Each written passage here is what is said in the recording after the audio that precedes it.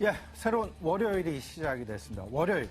이제는 이번 주 시장 전개 방향 좀 살펴보고요. 아울러서 대응 전략 한번 그려보도록 하겠습니다. 신승의 눈 시간 시작을 하도록 하겠습니다.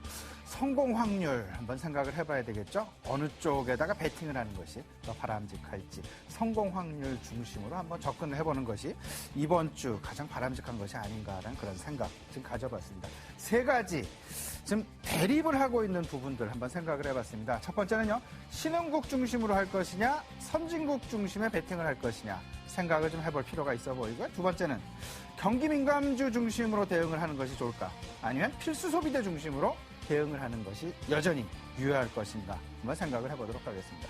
마지막입니다. 아직도 시장 내 대형주, 중소형주 간의 팽팽한 대립 양상 나타나고 있습니다. 아직까지는요, 중소형주의 무게가 조금은 더 많이 실려있는 듯한 그런 모습 나타나고 있습니다. 이러한 그 세 가지 중심으로 해서 이번 주 시장 대응 방안 모색을 같이 해보도록 하겠습니다. 첫 번째입니다. 신흥국 중심, 선진국 중심 어떤 것이 더 유효할까?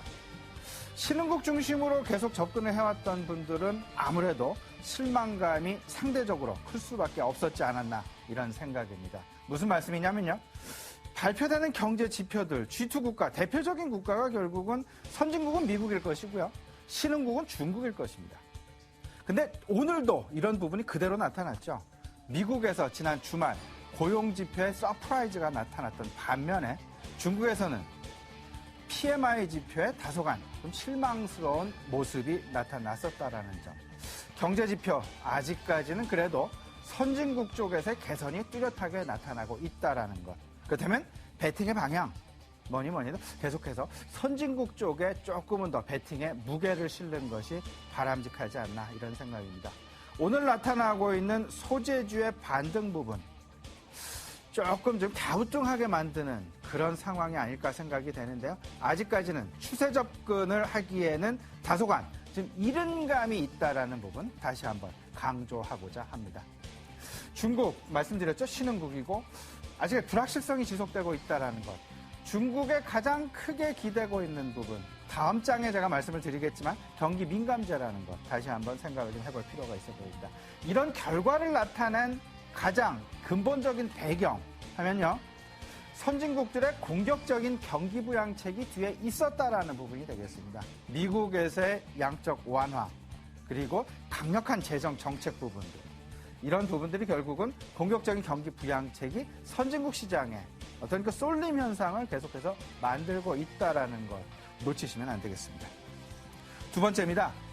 저는 이러한 배경들을 가지고 경기 민감과 필수 소비, 약간은 좀 다른 얘기일 수도 있습니다. 하지만 경기 민감과 필수 소비, 이 부분도 대립각을 세울 만한 충분한 배경이 있습니다.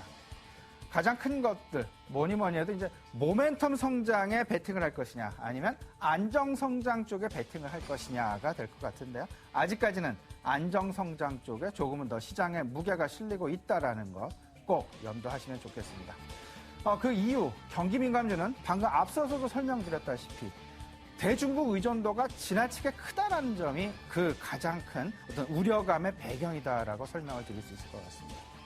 신흥국의 소비 개선, 일단은 당분간은 조금 좀 불투명하지 않을까. 아직까지는 불확실성이 너무 크다라는 것. 따라서 오늘의 어떤 그 민감주들의 반등 분위기, 이 부분은 철저하게 트레이딩 관점으로 대응하시는 것이 좋겠다라고 말씀드리고 싶습니다. 마지막입니다. 이제 그 대형주와 중소형주 간에 다소간의 이제 그 엇갈리는 행보 계속 나타나고 있죠. 일단은 결론부터 말씀을 드리면 대형주, 분할 매수 관점에 접근하는 것이 맞습니다. 하지만 경기 민감주 쪽, 특히나 소재주 쪽에 대한 분할 매수 쪽보다는 조금은 좀 안정적인 성장이 계속 뒷받침되고 있는 자동차 업종, 이런 쪽으로 오히려 분할 매수를 하신다면 자동차 업종의 분할 매수가 조금 더 바람직하지 않나 이렇게 생각이 되고요.